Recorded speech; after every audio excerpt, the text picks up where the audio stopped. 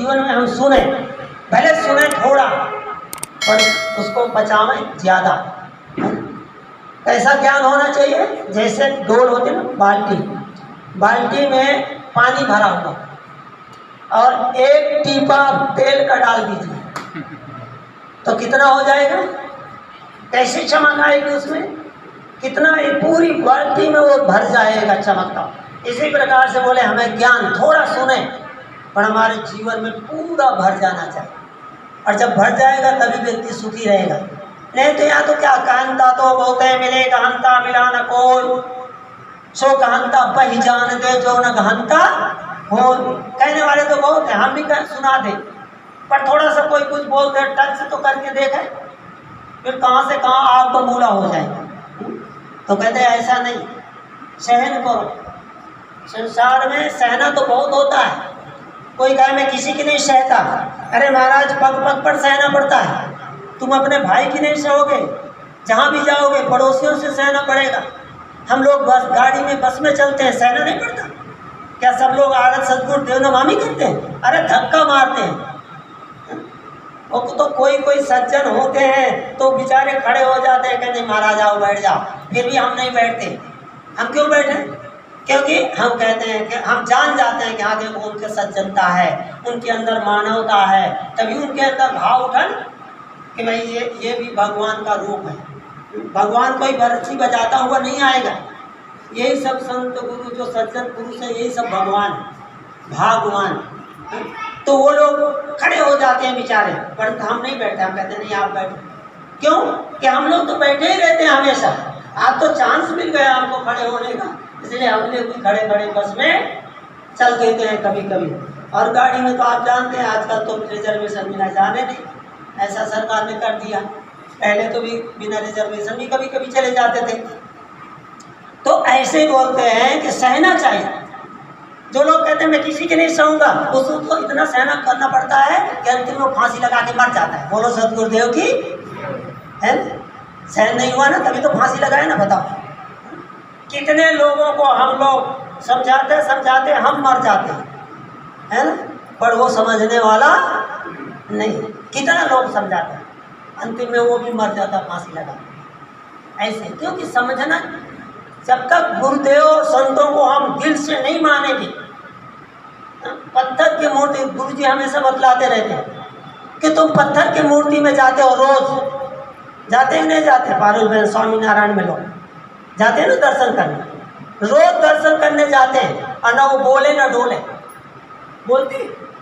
और यहाँ हम लोग बुलाते हैं, आओ बहन, आओ भाई, आओ ये उपमा बनाया गया है, खाओ, जलपान करो, नाश्ता करो, बुलाते तो भी आते नहीं। और वहाँ कहाँ जाते? न बोले न डोले, न कोई स्वागत करे। और यहाँ तो स्वागत कर, और यहाँ स्वागत न करे तो कभी साल में भी नहीं आएंगे। बोलो सतगुरुदेव की। कहेंगे तो महाराज बोलते नहीं। और तू जो रोज वहाँ जाते हो, तुम वो बोलता है? रोज जाते नहीं जाते हैं? और भाई यहाँ आते हैं, यहाँ कभी नहीं लोग आए। बस इसी तरह से कभी भंडारा हो गया, गुरु महाराज की दया हो गई, तो हम लोग इसीलिए कहते हैं भाई कम से कम साल में 3 भंडारा तो करो। एक तो हो गया कबीर जयंती, दूसरा हो गया गुरु पूनम, और तीसरा जो है अब बैठता बरस है, नवा वर्ष। तो इसलिए कहते हैं भाई 3 भंडारा तो रखो, इसी बहाने से तो आएंगे भक्त लोग मिलेंगे। नहीं तो हमारे गाँव में करकड़ी में हम लोग यहाँ 6-6 महीना रहे आए, तो कभी कोई मिल जाएगा, साहेब कब आए? अरे साहेब गए कब थे, तो कब आए? साहब तो कहीं गए नहीं थे, तुम नहीं आए कभी देखने तो पाए नहीं कि क्या हो रहा। हमारे भूपेंद्र भाई हैं, तो मैं उनको कह देता हूँ जब हम अकेले रहते, तो हमने कहा देखो अकेले हैं, आप देखना कि कभी खिड़की दरवाजा ना खुला हो तो समझ लेना महाराज चला गया। बोलो सतगुरुदेव की है। अरे भाई खिड़की दरवाजा अकेले है तो कौन पूछेगा? बैठे देखो हमारे सिद्धेश्वर साहब, तो एक महात्मा वहाँ 4 दिन सड़ करके और ख़त्म हो गया। अंतिम में जब वो आए देखे तब भी वो क्या करें बेचारे। इसीलिए कम से कम इतना बड़ा आश्रम है तो 2 जन 3 जन तो रहना चाहिए, है ना। पर लोग कोई तैयार ही नहीं होते। वो तो हमारा भूपेंद्र भाई थोड़ा थोड़ा आ जाता है कभी कभी, जब उनका भी मूड हुआ तो, नहीं मूड हुआ तो वो भी अपन घर में रह आएगा। परंतु लोग साधु भी नहीं जल्दी बनते, क्या भाई चलो हम कितना कहते हैं। वहाँ भागोल कितने बुढ़े बैठे टकट टकट ऐसे देखते रहे, क्या देखते हो, देखते देखते तो बूढ़े थे गए, अभी क्या जवान बाकी। पर यहाँ नहीं आते, यहाँ हमें तो कम से कम बातें मिले, अच्छी बातें मिले, कुछ सत्संग हो, कुछ सुने समझे, जीवन का कल्याण हो। पर यहाँ नहीं आएंगे, वहाँ भागोल में बैठेंगे, धूल में बैठेंगे। यहाँ पंखा के नीचे आते सुने समझे तो वहाँ नहीं आते। तो इसलिए कहते हैं कि भाई देखो ये संत महात्मा हमें सीख देते, सहना पड़ता है। तो कहे कि गुरु बिन ज्ञान ना उपयोग, बिना सदगुरु के ज्ञान मिलता नहीं है। ये कौन सा ज्ञान? कल्याण का ज्ञान। नौकरी चाकरी का ज्ञान भी होता है, वो भी बिना जाने कोई नहीं कर सकता, आगे नहीं बढ़ सकता। इसलिए परिवीय ज्ञान जो है हमें सदगुरु बतलाते हैं, जो हमारे अपने स्वरूप का बोध है। और जब तक स्वरूप का बोध नहीं होगा तब तक जीवन में दुख जाने वाला नहीं। और जिनको बोध हो जाता है उसकी पहचान यही है कि वो संसार में रोता नहीं फिरता, कोई उसको गाली दे तो भी वो नाराज नहीं होता, कोई उसकी स्तुति करे तो भी ज़्यादा वो खुश भी नहीं होता, क्योंकि वो सम रहता है। गीता में महाराज श्री कृष्ण बोलते हैं ना, सुख दुख दोनों सम रखो, द्वंद्वैः विमुक्ता सुख दुख संगे गच्छन्ति मूढ़ा पद्मभ्यंता। बोले सुख आवे तो भी ठीक और दुख आवे तो भी ठीक, चिंता ना करो। क्या मरने से डरना? ये करोना लोग करते। जिस दिन कोरोना आया उसी दिन हमने फेसबुक में हमारे कुमार साहब बैठे, उन्होंने डाल दिया। पहले हमको आता नहीं था, अब तो हम ही डाल देते। तो उन्होंने डाला, हमने कहा कि देखो कोई डरो नहीं, करोना ना करो। करोना तो बहुत बढ़िया बात है, आज तो हम करोना का अर्थ लगाते हैं हमारे संत महात्मा कि करोना। बोले क्या करें? बोले भजन करो। करोना बोले क्या करें? बोले दान करो। बोले करोना बोले क्या करें? बोले सेवा करो। अरे भाई वो तो उपदेश दे रहा है करोना। और लोग भयभीत है, क्या भयभीत हो? कबीर साहब कहते हैं जा मरने से जगडने मेरे मन आनंद, तब मरी हो कब पाई हो पूर्ण परमानंद। मरने से डरना। हम लोग सब जगह जाते हैं, गाड़ी में जाएं, बस में जाएं, प्लेन में जाएं, सब जगह जाएं, और कभी शंका नहीं होती है कि गाड़ी उलट ना जाए, प्लेन गिर ना जाए। अरे गिर जाएगा तो क्या होगा? हमारा कुछ बिगड़ेगा? बताओ।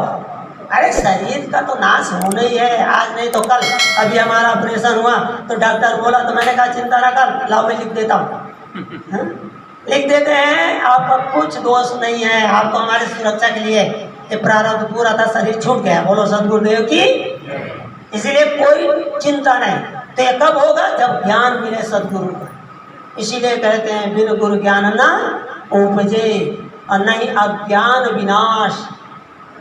बोलते हैं जो अज्ञान है, अज्ञान से दुनिया दुखी है। बताओ जितनी दुनिया दुखी है वो कैसे दुखी है? बोले अज्ञान से ही तो दुखी है, नादानी से तो दुखी है। जब ज्ञान हो जाए तो कहेगा तू। तो इसीलिए बोलते गुरु बिन ज्ञान न उपजे, नहीं अज्ञान विनाश। बोले अज्ञान का नाश तब तक जब तक सदगुरु नहीं मिलेंगे। बंदो गुरुवर देव को जिनसे भ्रम तब। इसीलिए हम आज गुरु पूर्णिमा के दिन उस गुरुदेव और संतों को वंदना करते हैं। बोले किस लिए वंदना करते हैं? बोले इसलिए वंदना करते हैं कि जो हमारा भ्रम है, हमारा अज्ञान है, हमारी कल्पना है, हमारी मानंदी है, वो सब परखा देते हैं हमें। वो कहते नहीं कि तुम छोड़ो। बोलो हम लोग यहाँ कर खड़े रहते, किसी को मना किए कि तुम देवी देवताओं के पास न जाओ? बस उनको चेताते हैं, बताते हैं। बस हम देहरादून में जाते हैं, वैष्णव परिवार है पूरा। आज सुबह उनका फोन आया था, पूरा वैष्णव परिवार है। वो महाराज ठाकुर जी हैं, कौन कौन है, सबकी पूजा करते हैं, आरती करते हैं। और हम 5-5 महीना रहे। बताओ एक घर में कोई 5 महीने रहेगा? परंतु कैसे रहे? और ये पारकी संतों का विचार फिर हम सुनाते थे उनको, पर हम कभी कहते रहे। जब वो माता जी समझ गई तब कुछ नहीं सुनती थी, कहा मुझे बीजक सुनाओ। और भी भंडारा देना हुआ तो कहे जब हमें यहाँ इलाहाबाद लाए, बोले बच्चे को उन्होंने फोन दिया, पत्र दिया कि बोले सही रूप में दान करना हो, धर्म करना है तो यहाँ आ जाए। फिर उन्होंने भंडारा किया 1 दिन का, एक दिन का जैसे भंडारा चलता महीना में। तो इस तरह से बोले जब भ्रमतम, बोले ज्ञान जब हो जाता है सदगुरु के द्वारा तो सब हमें बोध मिल जाता है। इसके लिए हम सदगुरु संतों के शरण में आते हैं तो मैंने थोड़ा सा विचार दिया। कुछ गुरुदेव जी विराजमान हैं और ये हमारे महेंद्र जी भी बोलने को बैठे हैं और थोड़ा सा हमारे सिद्धेश साहब आए हैं वहाँ से चापरकोटा से, इसलिए पहले उनको हम देते हैं, वो भी कम से कम अपने विचार थोड़ा 5 मिनट। आपकी भी